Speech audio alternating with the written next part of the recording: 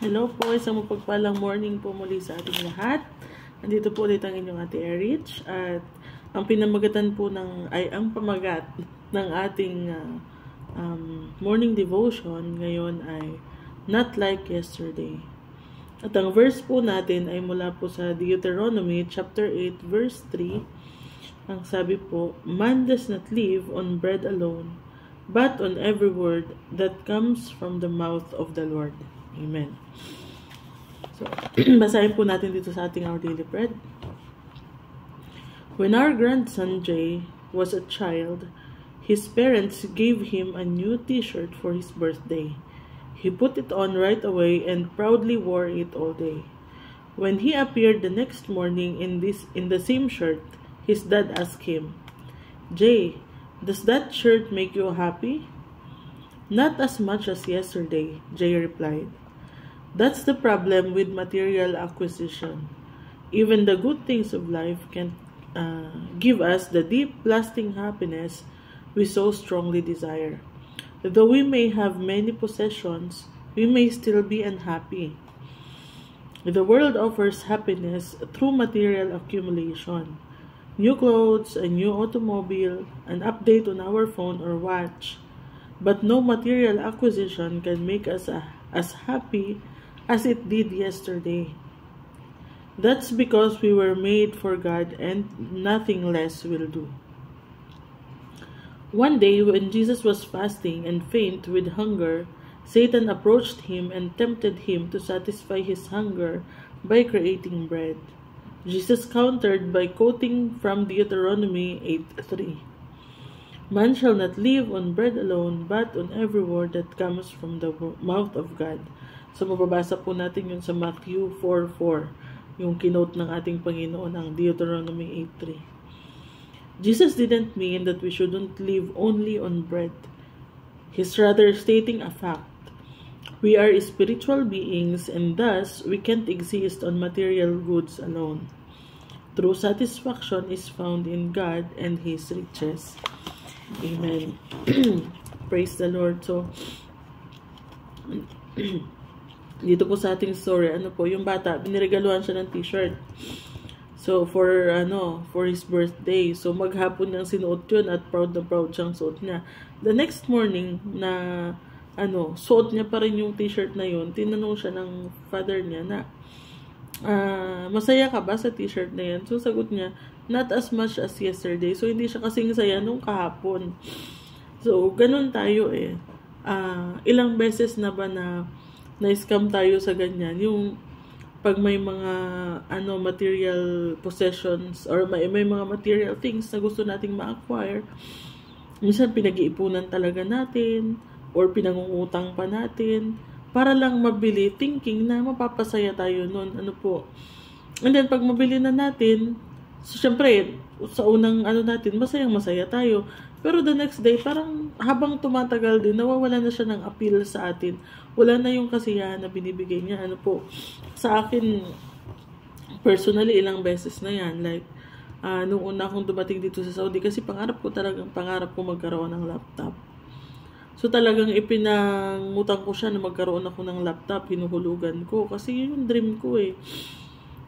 Masaya nung sa una, excited ka, talagang ina-explore mo siya. Pero siguro, less than 1 week, wala na. Andun na lang sa gilid, hindi na siya magamit. Bihirang-bihira mo na siyang galawin kasi wala ka ng interest. Maging sa cellphone, minsan gusto mong bumili ng bagong phone, kahit gumagana pa yung phone mo ngayon, kasi either gusto mo lang ng bagong model para makasabay sa uso, or minsan gumagawa ka lang ng excuses na kung ano-ano nung sinasabi mong diferensya ng phone mo para lang makabili ka ng bago. So sa unang hawak mo, excited ka, tinitingnan mo lahat ng features, "Uy, ang ganda naman ito," ganyan. Minsan pinapakita ko pa, bago ang phone ko, ganyan. So masaya.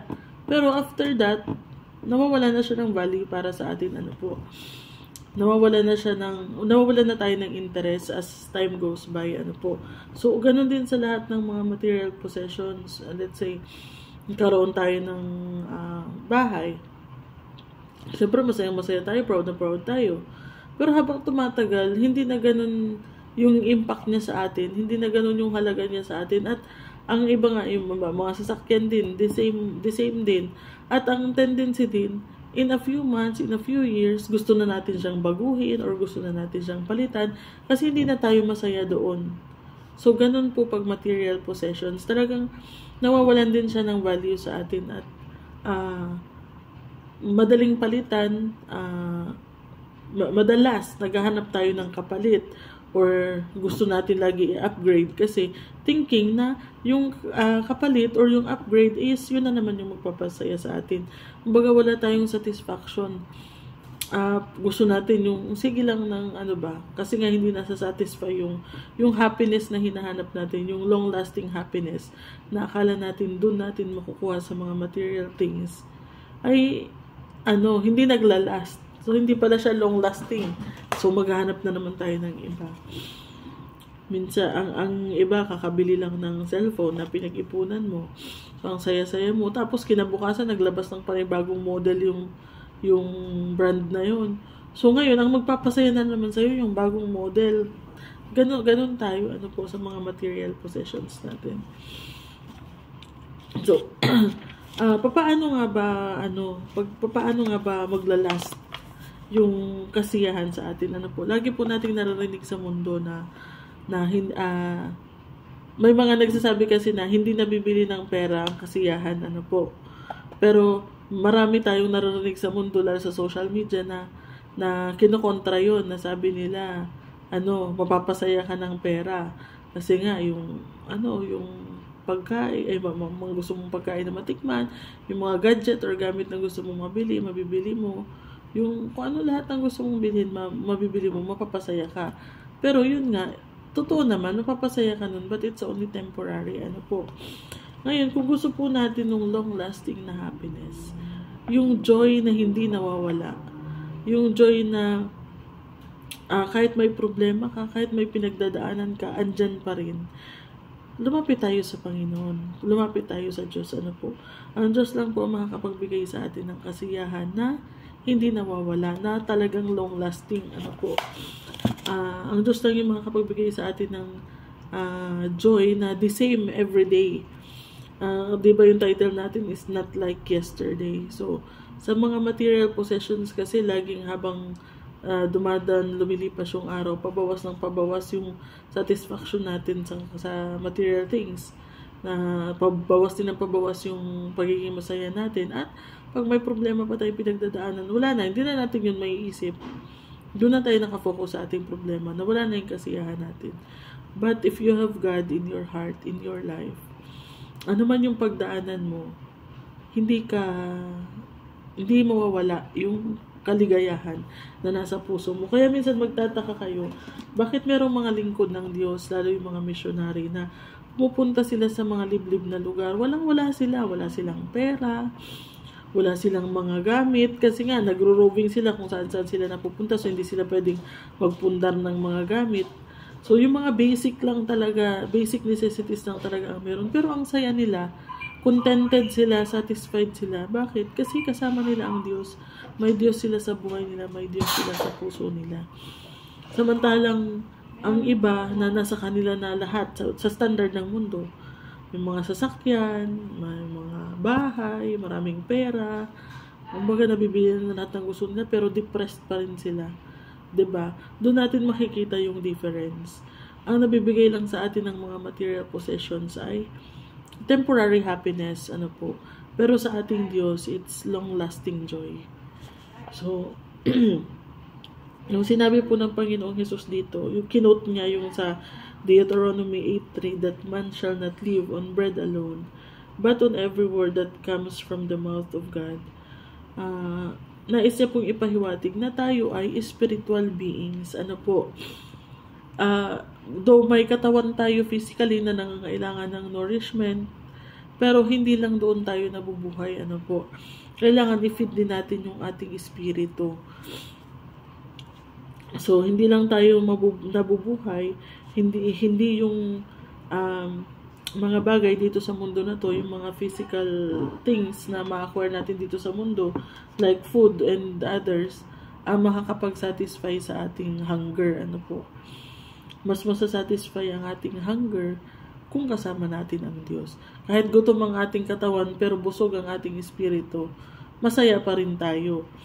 Pero kung gutom ang ating espiritu, kahit busog ang ating katawan, andun pa rin yung yun nga, parang temporary lang yung happiness. Tapos, pag uwi mo ng bahay, pag mag-isa ka na, andun na yung depression, yung sadness, loneliness, ganyan, po. So, lumapit po tayo sa Panginoon, magbasa po tayo ng Kanyang salita, manampalataya po tayo sa Kanya, makipag-usap tayo sa Diyos, through prayer and Bible reading, at doon po natin mahahanap yung matagal na nating yung mailap na long-lasting happiness, sa piling lang po ng ating Diyos. So, amen. Tayo po ay manalangin. Salamat, Panginoon, sa inyong paalala na wag po kami mag-focus, Panginoon, sa mga material things, Panginoon, on acquiring material possessions, O Lord. Kasi temporary happiness lang po ang nabibigay nila sa amin, Panginoon. Laging ang kasiyahan namin ay not like yesterday sa mga material things, Panginoon. But help us to seek you, O Lord. Ikaw po ang hanapin namin. Ikaw po ang i-desire namin, Panginoon, na manahan sa amin, Panginoon. Because only you, Panginoon, can satisfy our spirits, Panginoon. Only you can satisfy our needs, Panginoon, at magbibigay sa amin, Panginoon, ng joy na hindi nawawala whatever happens. Maraming salamat, Lord, sa kagalakan na binibigay niyo sa inyong mga anak, Panginoon, sa kabila ng mga kakulangan ng material possessions, sa kabila ng mga pagsubok.